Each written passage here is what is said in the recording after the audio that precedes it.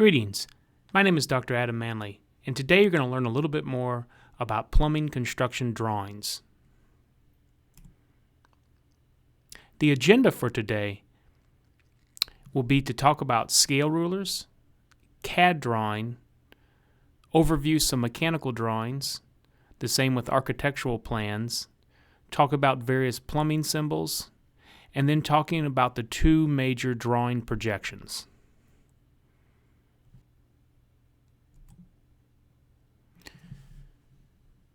So when it comes to basic construction drawings, we first need to talk about scale.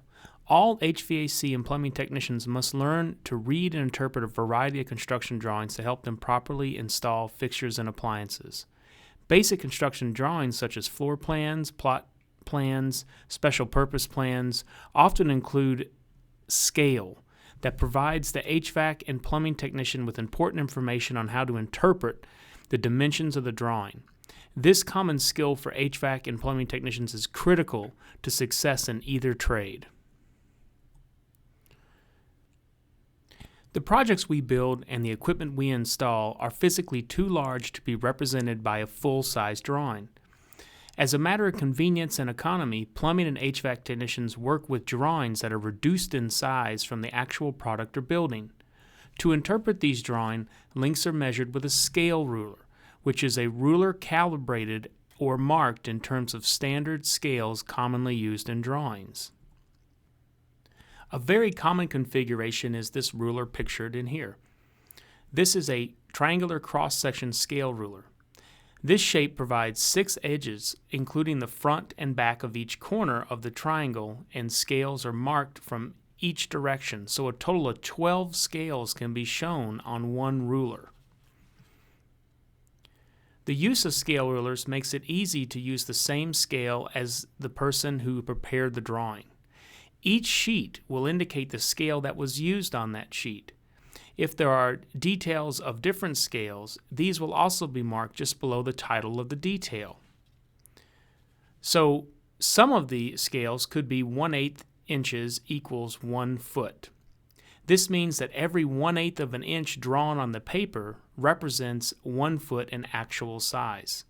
If a pipeline is drawn 2 inches long on the plan marked 1/8 equals 1 foot, then the actual length of that pipe is 16 feet. Scale rulers are used to develop job estimates. The first thing required in an estimate is to make a list of the quantities of materials needed to install the work. The cost of the material is calculated and the labor estimate is also computed from this list. If the wrong scale is used, this material list can be overstated or understated when it comes to the amounts of duct, pipe, insulation, hangers, excavation, etc. that the job will need to be completed. Critical measurements such as the location of plumbing or duct containing walls, fixture rough ends, etc. should be noted in the architect's dimensional detail section. For non-critical measurements where tolerances are plus or minus a few inches, scaling directly from architectural plans is perfectly acceptable. Some drawings will be marked not to scale, or NTS. This means that the general arrangement is shown, but the scale is not exact. In this case, immediately refer to the architectural notes and specifications and detail sections for explanation of certain piping, duct, and equipment situations. Sometimes not-to-scale drawings seem plausible, but cannot be accomplished on the job.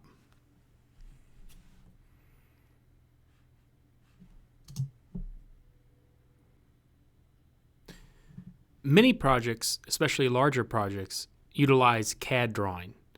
CAD stands for Computer-Aided Design, and basically it's the use of computers to aid in the creation and modification of construction drawings.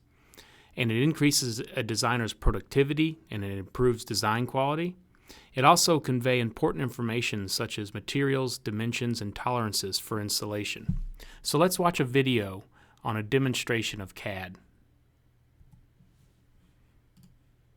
Data Design System is a Norwegian company founded in 1984. Located in Stavanger, DDS is a publicly traded company on the Norwegian Stock Exchange. Since 1984, Data Design System has been developing their flagship product, DDS CAD, in-house. DDS CAD is a standalone system and is available in many configurations that can be tailored to meet both your current and future requirements. DDS CAD is an expert system for MEP engineers, where the functionality supports business processes in the way MEP engineers would approach them in a BIM paradigm. Thanks to the use of intelligent objects, DDS CAD offers its end users a variety of integrated calculations that allow them to optimize the designs they create. Open standards are used to exchange models and other information between design tools.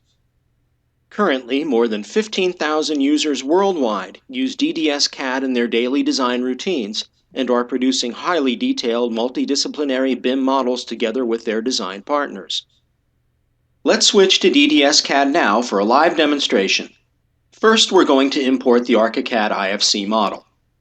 Via the menu Insert, we can select the IFC file from our Windows directory.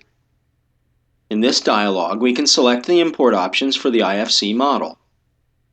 For this project, we're going to import the IFC model and convert it to DDS objects. This allows us to further process the project and reuse or enrich existing data, for example, for technical calculations.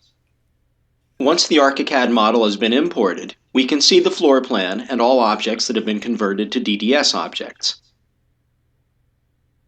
The complete ArchiCAD IFC model can also be viewed in render mode. Thanks to the information in the ArchiCAD IFC model, DDS CAD recognizes external and internal walls, windows, doors, and other objects. Furthermore, a complete room list is directly available. The room list can be accessed either in the model itself or exported in a report template. On the left side, we see the room numbers, description, and its surface selected rooms are highlighted in the model. The report template lists all room information, including the surface and volume of the entire building.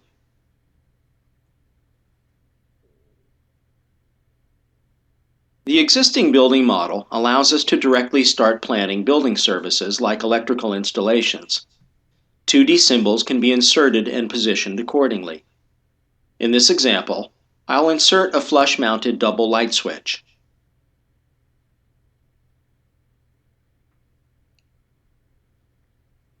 All 2D symbols have a 3D representation, as can be seen when we activate the camera view.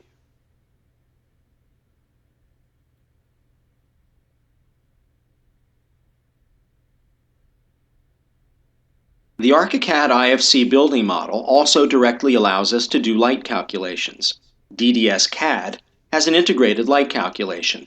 However, the software also offers the possibility to make use of even more advanced light calculations. For this, a bidirectional interface with Dilux and Relux is available. In this example, we'll use the Dilux conversion utility. The interface allows us to export all rooms directly into Dilux. Once we open Dilux, we see that the room geometry and other important objects like windows and doors are imported as well. For this webinar, we have already inserted a few light fixtures and did a light calculation in Dilux. This information can again be directly imported into DDS CAD either for single or for multiple rooms. By opening the STF file again, all light fixtures can be inserted in DDS CAD and will be positioned and rotated automatically in the building model. Furthermore, ISO lines display the lux information. This is a good example of how information from the ArchiCAD model is reused by DDS CAD, passed on to Dilux to enrich it, and is again transferred backwards into the DDS CAD BIM model. As you've noticed, the ArchiCAD IFC contains valuable information for DDS CAD. Thanks to the import option of mapping the IFC file to DDS objects, we're also able to do technical calculations, for example, a heat load calculation. The heat load calculation is accessed via the Building Information dialog. With a single click, we can exactly define the heating requirements on a room level within the complete building. The information can be displayed directly as room text.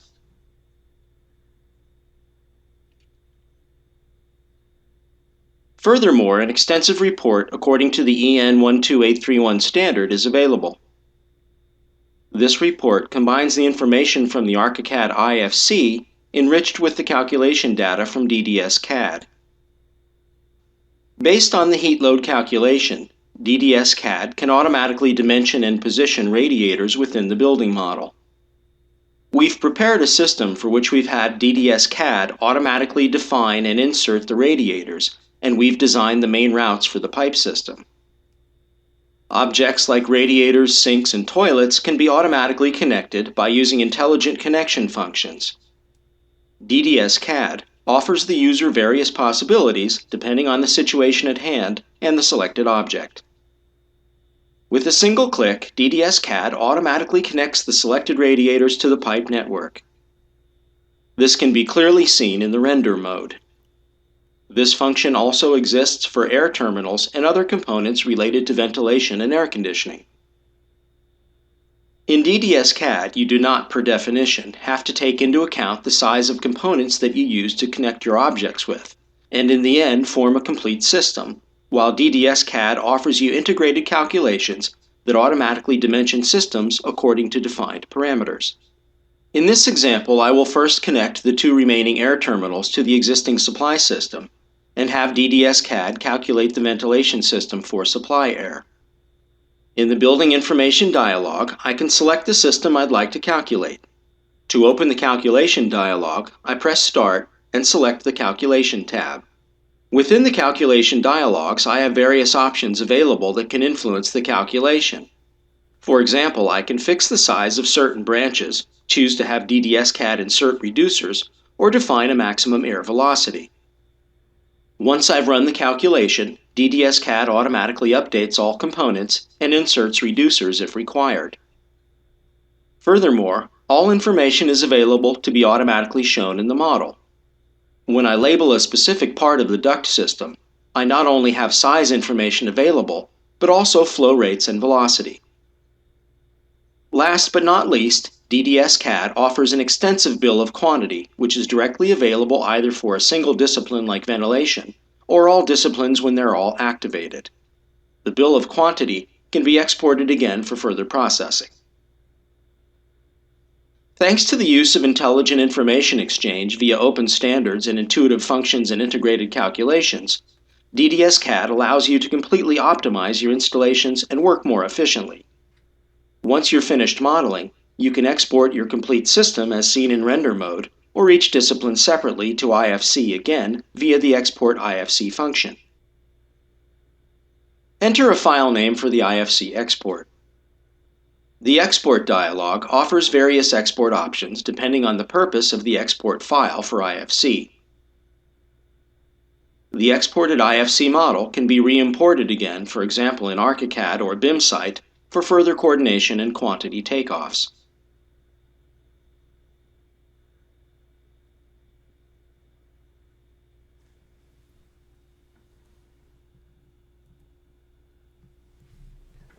So now let's talk a little bit about some HVAC-specific drawings.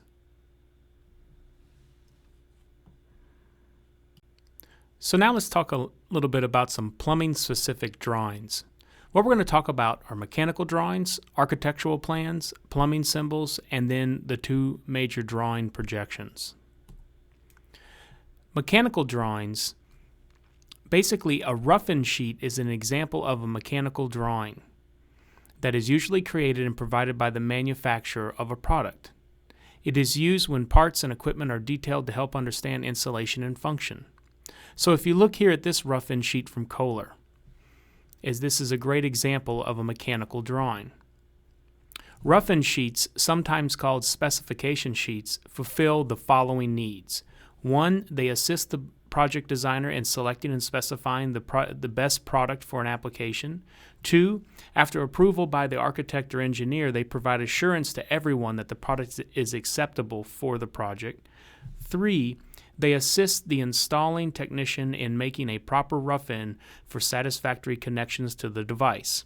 And lastly, 4, they assist everyone involved in determining required clearances for the product. Construction plans are used to detail the project being built. Construction plans are also sometimes called architectural plans.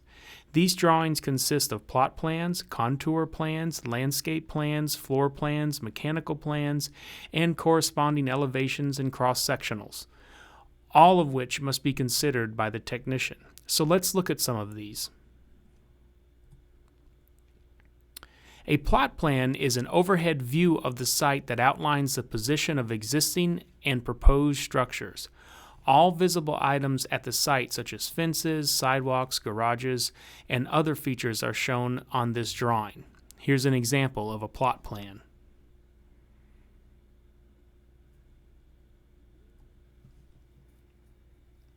The contour plan is a special plot plan that shows grade elevations. Those are those lines that you see. Sometimes contour information is included on the plot plan.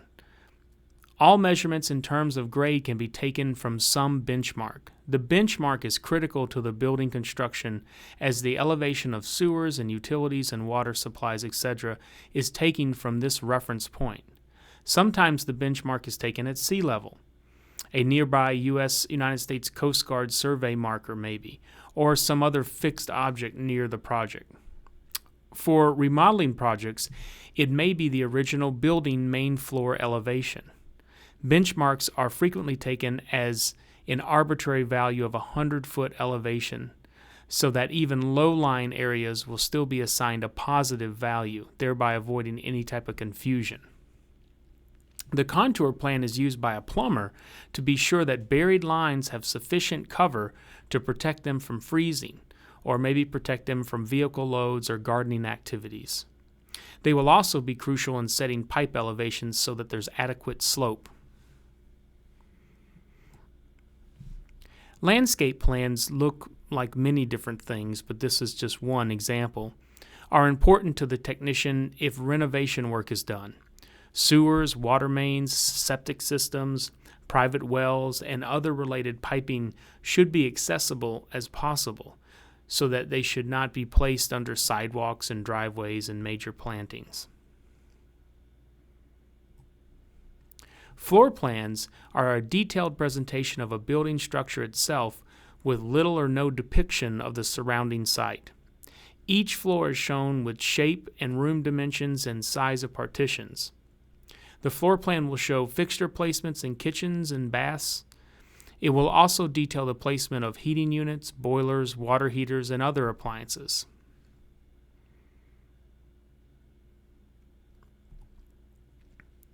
Special purpose plans are those floor plans that go one step further. So maybe they show a placement of piping or ductwork or plumbing or electrical or some other type of equipment. These plans are used anytime the basic building floor plan has too many overlapping details to be all on one sheet. It would be too confusing. Special purpose plans are used to avoid any of that confusion by clarifying each trade's work on separate drawings. Now within all these drawings there will be plumbing symbols. These are just a few. Formal plans and working drawings of plumbing systems use piping layout symbols to depict the required installations such as those in this figure above. Notice how different lines are used to represent different types of piping. These symbols will vary somewhat from one draftsman to another, but they use similar symbols.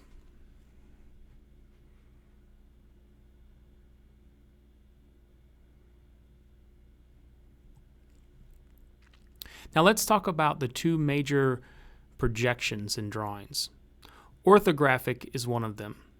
Orthographic projection is the name given to a system of views of an object that result if we imagine the object placed inside a transparent rectangular box that faces the object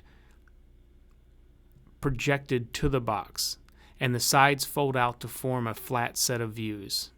6 regular views are thus developed. You have a front view, a back view, a top, a bottom, right side, and left side.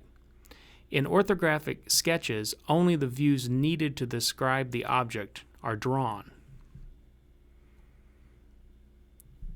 Here's a figure of an orthographic sketch.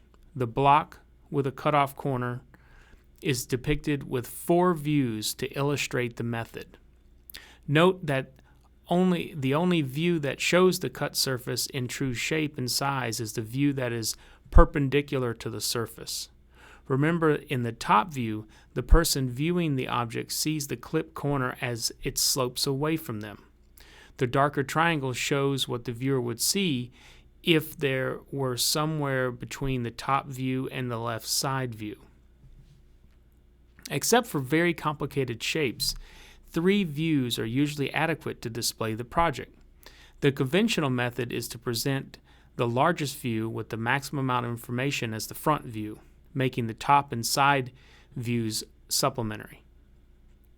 Although orthographic sketches are commonly used to describe objects, they can be used for showing complicated piping arrangements. The principal advantage of an orthographic projection is that views are shown in true size and shape. Each view, however, is only 2-dimensional. Thus, the reader of the drawing must have considerable experience and time to deduce the shape and arrangement of the sides and thus of the piece. This characteristic is a problem, especially with something like a piping system, where it's difficult to determine the elevation of piping in plan views, or where a particular item is in depth direction in elevation views. So we have isometric views. The most common used type is an isometric. The isometric system depicts a layout in a 3-dimensional manner by laying it out on an X, Y, and Z axes 120 degrees apart, as shown in the figure above. As with all pictorial drawing, there are distortions with this system. The advantages of an isometric system are that it produces a representation of an object that looks good and is relatively easy to draw. So here's an isometric drawing of a brick chisel. To construct this drawing, the technician would draw all the left and right lines parallel to the x-axis, all the front and back lines parallel to the y-axis, and all the vertical lines parallel to the z-axis. Just remember, vertical lines always appear vertical, horizontal lines will appear sloped. Now here is an isometric sketch of a drain and vent piping in the bathroom over on the right side.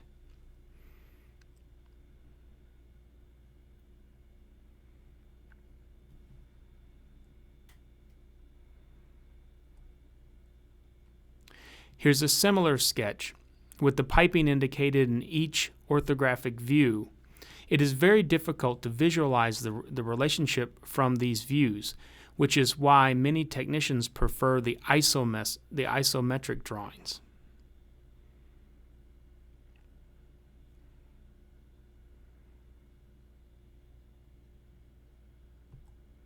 What's really cool is that you can draw this stuff yourself. Office and drafting supply stores have pads of isometric graph paper, or you can even find them online. You can see the paper in the background of this image. Note that the lines are arranged in 3 directions: vertical, 120 degrees to the right, and 120 degrees to the left. In that figure, it illustrates the way in which the grid can be used to draw a bathtub placed in the corner with trim shown. First, you draw a rectangle using the grid patterns as guides. Next, you place vertical lines on the 3 corners where they would be visible to the observer and connect the lower ends of these lines together to form the outline of the tub. And third, extend the corners of the back walls and ceilings. Notice how this suggests that you're looking into a room.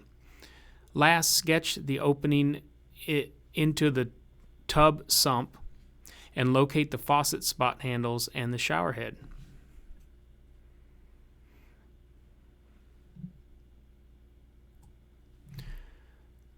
That concludes the presentation on plumbing drawings. So the next step is to go ahead and study and then take the plumbing construction drawing quiz. Good luck.